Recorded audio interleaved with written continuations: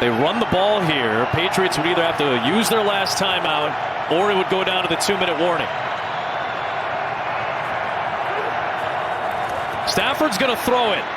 And he's going to throw it downfield for Nakua, and it's broken up by Jones. And the Patriots are still in this game for the moment. 4th down field goal units coming on. I thought he might have thrown that inside sit route, but he went for the jugular on the outside. And then Jonathan Jones just one-on-one on the perimeter. Puka had it. Jones competes through the whistle, looks back for it, and then rips through the hands. What a play. And they're going to bring the punt unit out here. Not the field goal unit. This would be about a 52 or 53-yard field goal to potentially ice the game. And instead, it's a punt, but there is a flag thrown from the far side of the field as well. So they're going to force him to try to drive the length of the field. We do have to check the penalty marker. It was 4th and 6. So if it's a procedure penalty or a 5-yard penalty, it'd still be a 4th down. I think this is on the Rams. Some sort of procedural penalty. I think they're going to have to re-kick it. Yeah, they got a choice here. And he's explaining it, to Gerard Mayo. He's going to move him back and make him re-kick it because that was a nice kick. Legal formation. Kicking team number 48 was not on the line of scrimmage. 5-yard penalty will be added to the dead ball spot. 1st down, New England. So they had Omar Spates as one of the outside guys not lined up properly. So somebody else has to be on the line of scrimmage. On one of the sides here, that's the gunner's outside on the perimeter. So they're going to opt not to make him re-kick it. I thought they would have had him re-kick it and force him to make another great punt like that. So they'll just take the 5 yards added to the end of the original spot on the first punt, which is right around the 5. Interesting calls from both of these coaches playing a little bit more conservatively on 4th down. All that being said, a touchdown ties the game. Drake May's got to go 90 yards with 1 timeout and the 2-minute warning to come. How about this, Rook, in start number 6?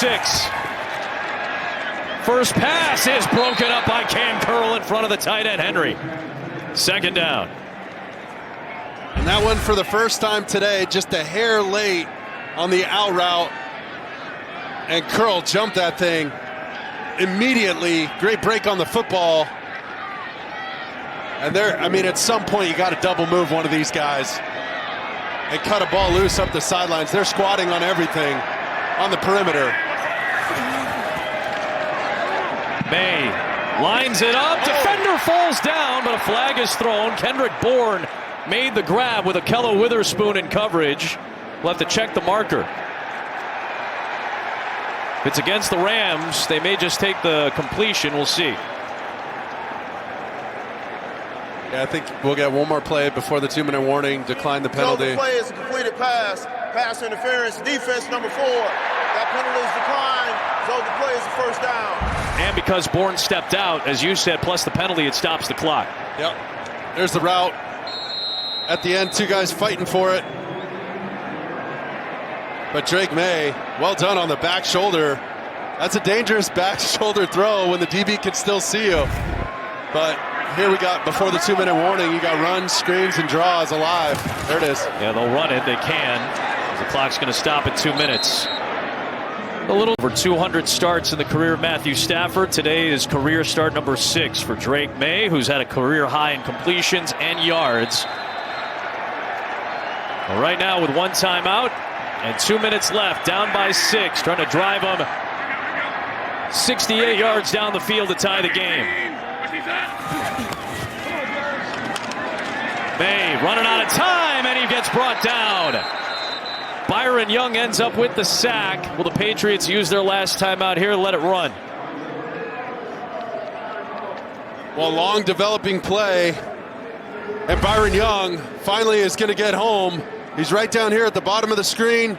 And this is just a hustle sack. He got the chip from the tight end, gets around the tackle, Jacobs, and this is pretty sticky coverage. You get the big in route from Booty, That's where that's where you want that ball to go potentially. And then the one-on-one coverage of Bourne right there, a potential go route alert. And that's where Drake May's come alive with his footwork. They did a good job of siloing him in the pocket. Patriots used their final timeout, so they cannot stop the clock again. Minute 55 left, 3rd down and 13. May deep downfield, nobody's looking for it. Cam Kitchens was ready for it, and that's your ball game right there. He'll seal the deal on his 3rd pick of the season. Demario Douglas was the intended target, but he wasn't looking. Kitchens was. Ball game. But watch Douglas, he's going to come ripping through the middle of the field, and he's not even looking for the ball, and that gives the safety a chance to make a play. Drake May's expecting him to turn as he's crossing everybody across the field. He might run out the back door, and he had to get rid of that football because of the pressure, and Kitchens comes up with another pick. Just a miscommunication between quarterback and wide receiver, and sometimes that's how it goes down. But I'm so proud of the way Drake May handled this football game and kept his team in it. Played really well today. It ended up being the Kitchens pick. Byron Young, part of that excellent young front for the Rams, which made impact plays all day. He got to the quarterback, and Young sacking a career-high 4 straight games now. His pressure on the last one forced the pick. So the Rams, since the return of Kupp and Nakua, who each go for 100 yards today, are going to make it 3 wins in their last 4 games. They are going to get back to 500.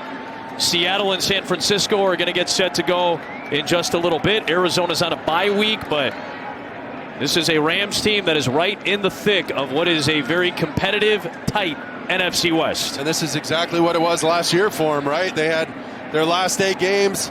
The season was hanging in the balance, kind of teetering, and it could go one of 2 ways. They went 7-1 in those last 8. Really picked up the pace and started attacking teams and racking up some W's. They're hoping for a similar turnaround this season.